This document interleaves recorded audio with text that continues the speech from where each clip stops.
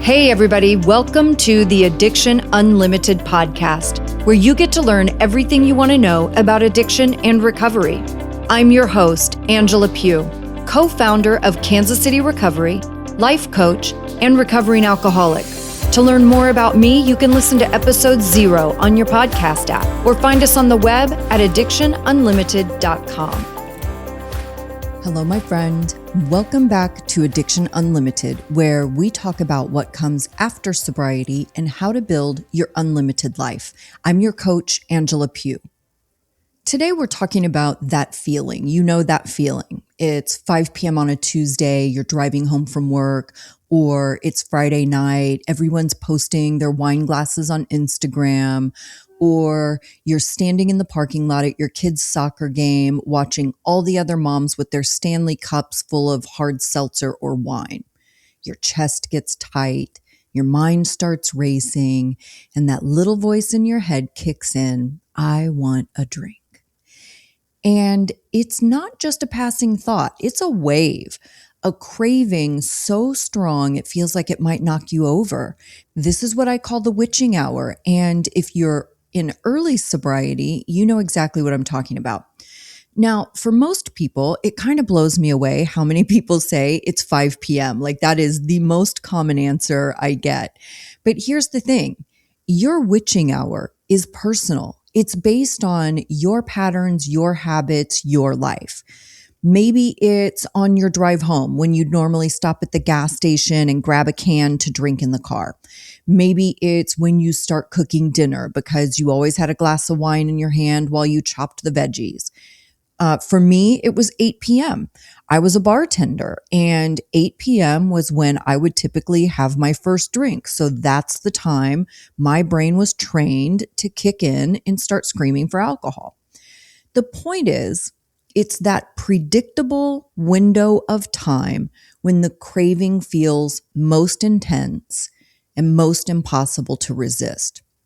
You know exactly when yours is. And that's actually good news because when you can predict it, you can prepare for it. And here's what nobody tells you.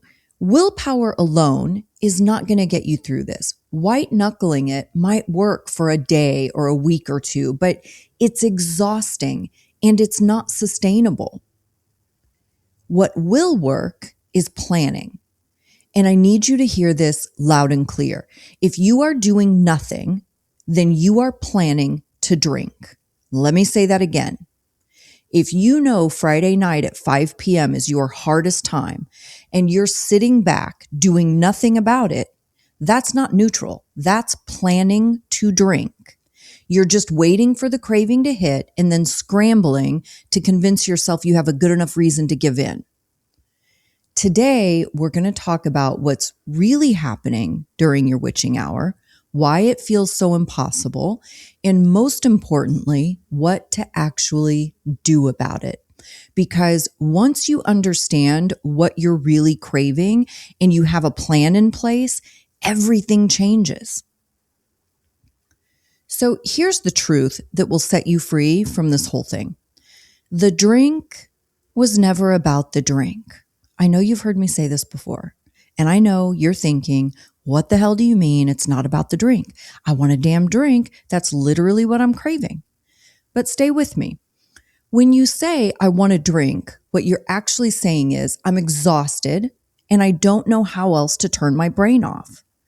Or, I'm so anxious, I can't freaking breathe and I need relief right now. Or, I feel so alone and disconnected and I just want to feel like I belong somewhere. Or I'm so fucking bored and uncomfortable in my own skin and I need an escape right the F now, right? It's one of those things. The drink was never the point. The drink was the solution. It was how you relaxed, how you transitioned from work mode to home mode, how you numbed the exhaustion of the week, how you escaped the overwhelm and anxiety, how you connected with people, how you felt seen and heard and cared for. Alcohol was doing a job. Actually, it was doing about 5 different jobs at once. It was your relaxation strategy, your social lubricant, your boredom cure, your emotional regulator, your reward system, and your connection tool. And now you're not drinking, but everyone else is. And you're sitting there with all these feelings, the exhaustion, the overwhelm, the loneliness, the boredom. And alcohol seems like the only solution because you don't have any other solutions yet. That's what the witching hour really is. It's not about wanting a drink. It's about needing relief and not knowing how else to get it. So let's break down the different types of witching hours, because understanding what yours is really about is the first step of getting through it, right? There's the daily decompression. This is the classic. You've been on all day, performing, producing, managing, solving problems, answering emails, being professional. Your nervous system is fried. Your brain is buzzing. You need to transition from work mode to home mode, but you don't know how to downshift without that drink. What you're really craving is relief from the exhaustion, a way to signal to your body that the workday is over. It has permission to relax. It's the buffer between work stress and home stress. Or we have the weekend void. Friday hits and suddenly you have all this unstructured time stretching ahead of you. Everyone else is out having fun, posting their cocktails, living their best lives. And you're sitting at home wondering what the hell you're supposed to do with yourself now. This is about FOMO.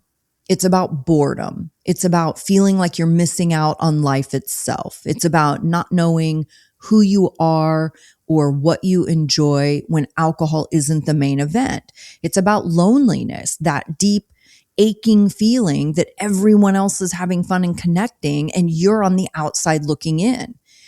What you're really craving is connection, fun, a sense that your life isn't over just because you're not drinking, an identity beyond the person who drinks. Next is social survival. Maybe you're at your kid's birthday party and all the other parents are drinking. Or you're at a family gathering and your aunt is pouring the wine and asking you why you're not having any. Or you're in the parking lot at the soccer practice and all the other moms have their Yeti cups and you know what's in them. You're surrounded by people, but you've never felt more alone. You don't fit in. You're the weird one, the sober one, and being around all that drinking makes you feel isolated, anxious, and hyper aware of how different you are. What you're really craving in this one is to belong, to not feel like an outsider, to connect without the awkwardness, to not have to explain yourself, to just feel normal. That's the social survival. The next one is the emotional overwhelm. And this one doesn't have a set time. It hits when anxiety spikes, when something stressful happens, when the feelings get too big and too much, right? Your kid has a meltdown, you get an email that sucks, you have a fight with your partner, the Sunday scaries kick in, you feel too much and you just need it to stop. Alcohol was your off switch.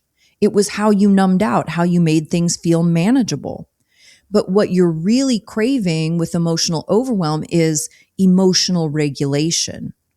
You're craving a way to feel your feelings without being consumed by them. Relief from the constant mental noise. Okay, so now you understand what you're really dealing with. You know your witching hour isn't about the drink. It isn't about the underlying need that drinking was meeting. So what do you actually do about it? Well, here's the truth. You need different tools for different situations. There's no one size fits all solution. But once you know what you're really craving, you can find other ways to meet that need. And here's the most important thing I'm going to say in this entire episode. You have to have a plan. You have to be proactive. I know I talk about this all the time and it probably drives you crazy. This is why I published a whole freaking planner, because you have to have a plan, right? You can't just sit back and hope it gets easier. You can't just see what happens, because doing nothing is a plan. It's a plan to drink.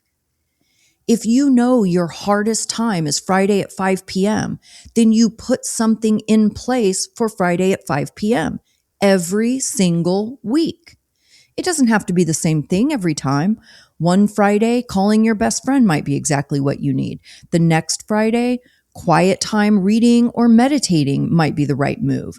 But you have to do something. You have to have a plan. Otherwise, you're just sitting there waiting for the craving to hit, waiting to feel terrible, and then convincing yourself you have a good enough justification to drink.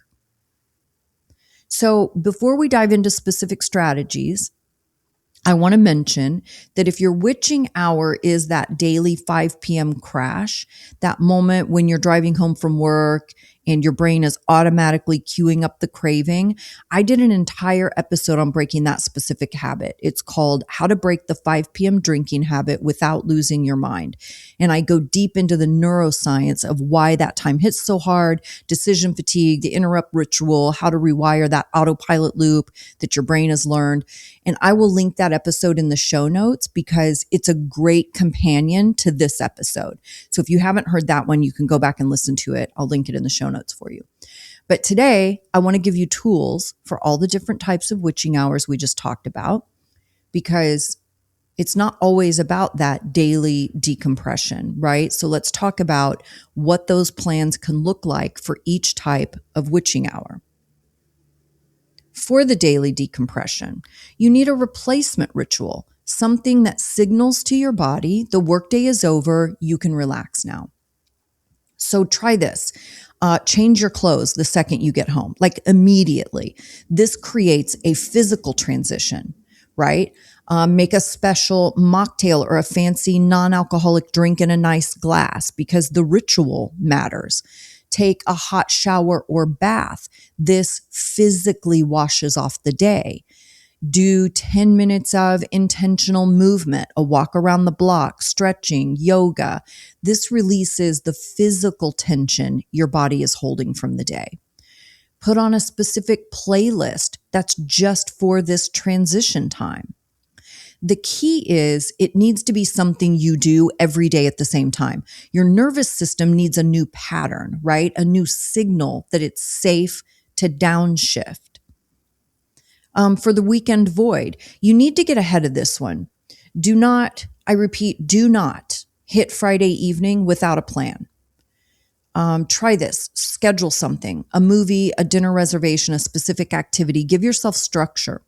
And if you do a dinner, whether it's with your partner, your spouse, your friends, whatever, specify like, dude, I really need just an alcohol-free time to chill and laugh and just enjoy myself without worrying about all this bullshit, right? Like let people know that this is your intention. People want to support you.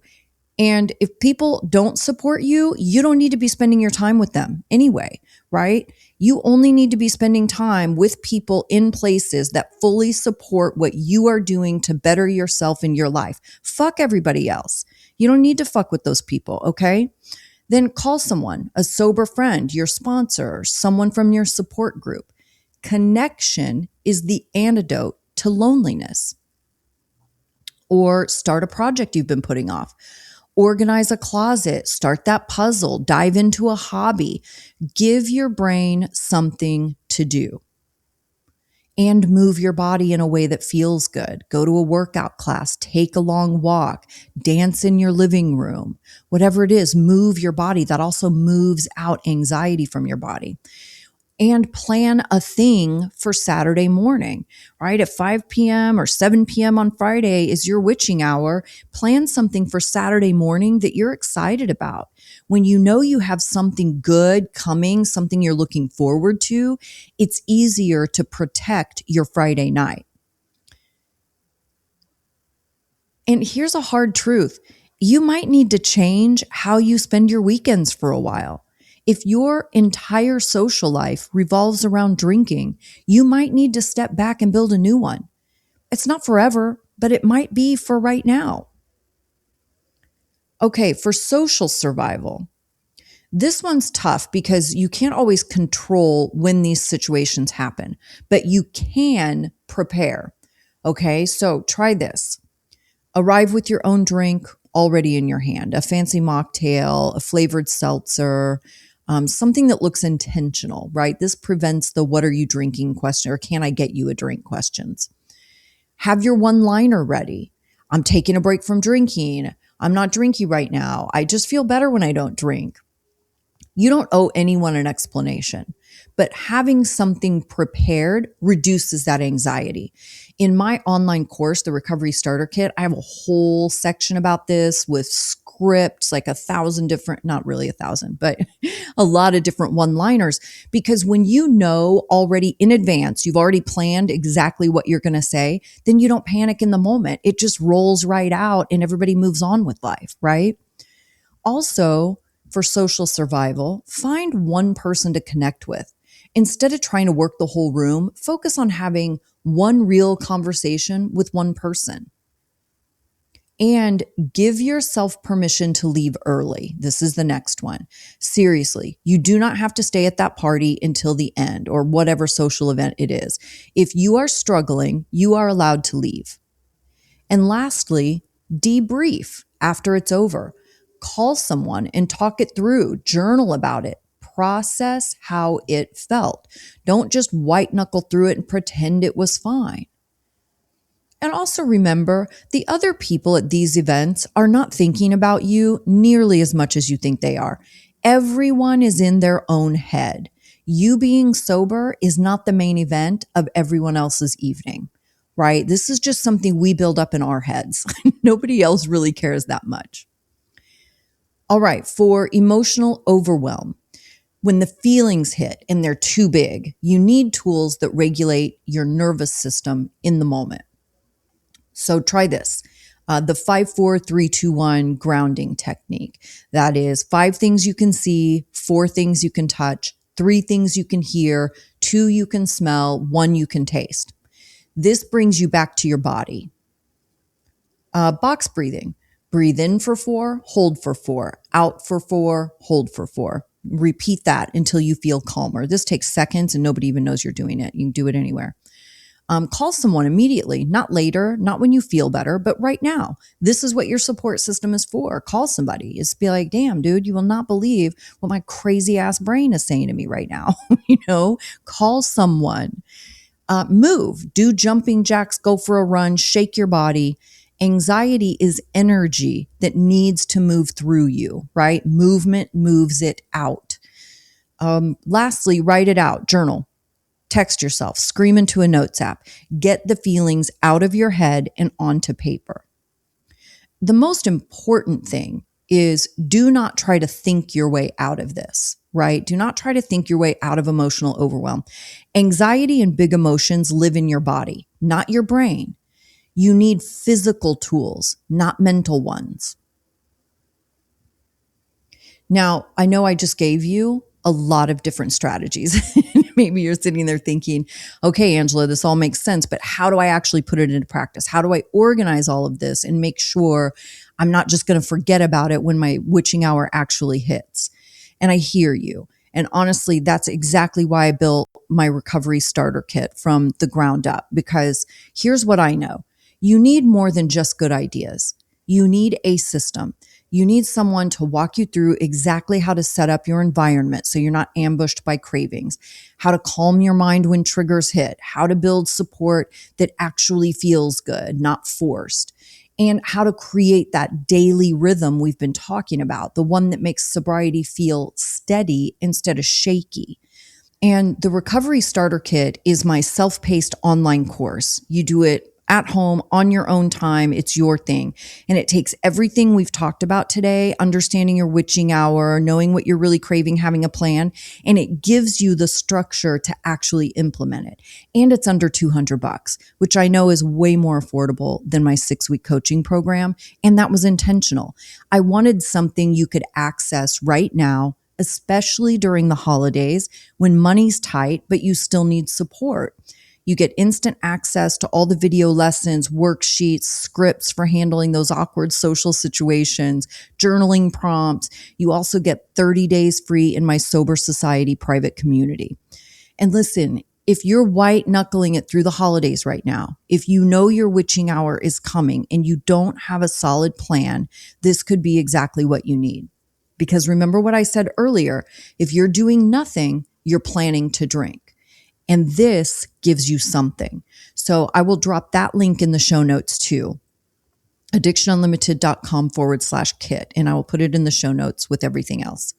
So now let's talk about reframing your witching hour into your power hour. What if 5 p.m., instead of being the time you white knuckle through a craving, became the time you do something that actually fulfills you? What if Friday night became the night you invest in yourself instead of numbing out? What if those uncomfortable social situations became opportunities to practice showing up as your real self? I'm not saying it's easy. I'm not saying it happens overnight, but every single time you get through your witching hour without drinking, you're proving to yourself that you can do hard things. You're building evidence that you don't need alcohol to relax, to have fun, to connect, to cope. You're learning what you actually need and discovering who you actually are. And you're building a life that doesn't require numbing. That's power. All right, let's bring this all together because I want you to walk away from this episode knowing exactly what to do the next time your witching hour hits. Okay, first, the big revelation. The witching hour is real. It's hard. It might be the hardest part of early sobriety, but it's not about the drink. It never was. The drink was the solution you were using for something else. Exhaustion, overwhelm, loneliness, anxiety, disconnection, boredom. When you say, I want to drink, what you're actually saying is, I need relief and I don't know how else to get it. So here's what you need to do step by step. Step 1, identify your witching hour. You already know when it is. Maybe it's 5 p.m. on weekdays. Maybe it's Friday nights. Maybe it's when you're cooking dinner or driving home or sitting at a soccer game. Maybe it's 8 p.m. like it was for me. Write it down, name it, because you can't prepare for something you won't acknowledge, right? So identify your witching hour. Step 2, understand what you're really craving. Is it the daily decompression? Are you exhausted and fried and needing to transition from work to home? Is it the weekend void? Are you bored and lonely and feeling like everyone else is having fun without you? Is it social survival? Are you at an event surrounded by drinking and feeling isolated and different? Or is it emotional overwhelm? Are the feelings too big and you just need them to stop? Different witching hours have different underlying needs. You have to know what yours is really about. Step 3, make a plan. This is not optional. If you do nothing, you are planning to drink. You're just waiting for the craving to hit and then scrambling to justify giving in. So you need to put something in place before your witching hour arrives. If it's the daily decompression, you need a replacement ritual. Change your clothes immediately, make an alcohol-free drink, take a hot shower, do 10 minutes of movement, create a new signal to your nervous system that the workday is over and you can relax now. If it's the weekend void, you need to schedule something. Do not hit Friday night without a plan. Call someone, start a project, move your body, plan something for Saturday morning that you're excited about. Give your brain something to do besides obsess over what you're missing. If it's social survival, arrive with your own drink, have your one-liner ready, find one person to connect with instead of working the room, and give yourself permission to leave early if you need to. If it's emotional overwhelm, you need tools to regulate your nervous system in that moment. The 5-4-3-2-1 grounding technique, box breathing, call someone immediately, move your body, write it out. Do not try to think your way out of big feelings. You need physical tools for big feelings. And step 4, understand that it won't be the same thing every time. Some days calling your best friend is exactly what you need. Other days, quiet time alone is the answer. Some days you need to get out of the house. Other days you need to create a cozy ritual at home. The key is having a menu of options and choosing what fits that specific day. Now, here's why all of this serves you. Because here's what I know you care about. You want to feel better. You want to stop struggling. You want to get through your day without feeling like you're barely hanging on. You want to actually enjoy your life instead of just surviving it. And that's exactly what understanding your witching hour gives you.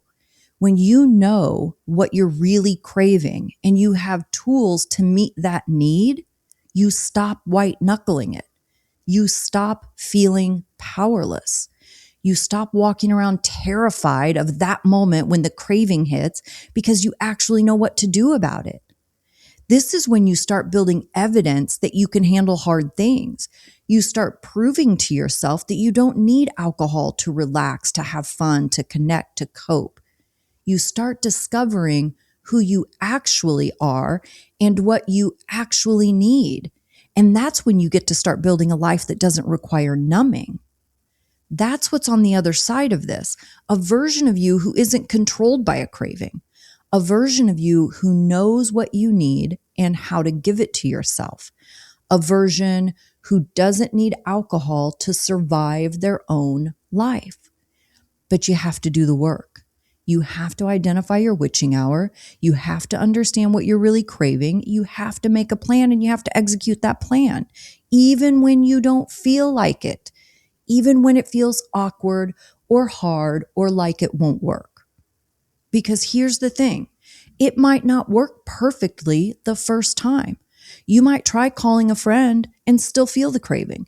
You might make a mocktail and still want wine. You might do the grounding technique and still be pissed off and feel anxious. That's okay. That's normal. You're building new patterns, and building new patterns takes practice.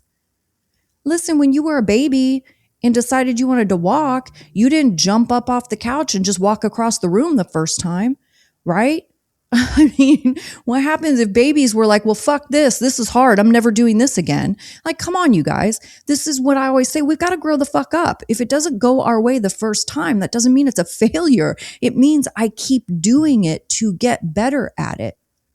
And that's why I say, you do it even when you don't feel like it, even when it feels awkward or hard or like it won't work.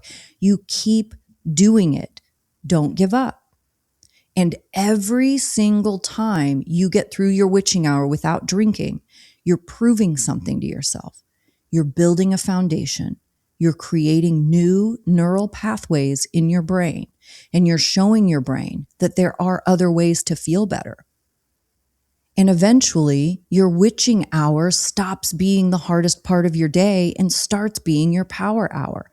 The time you invested in yourself, the time you chose you, the time you proved you can do hard things. So let me leave you with this. You know your witching hour. You know what you're actually craving. Now you have the tools.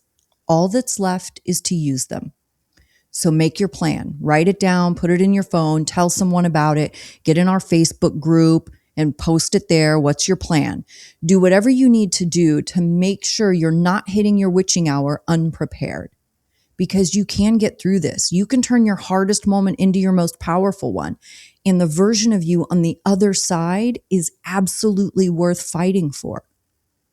You've got this. I promise you, if I can do this stuff, you can do it. I promise. You have no idea what a hot mess of a human I was when I started this journey.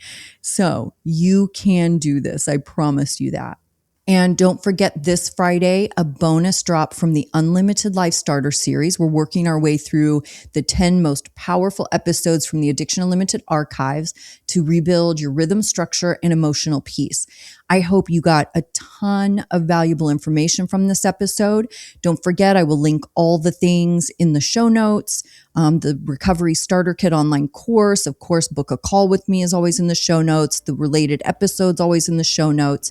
I love, love, love you guys. I hope you're having a fantastic day, and I will see you next week.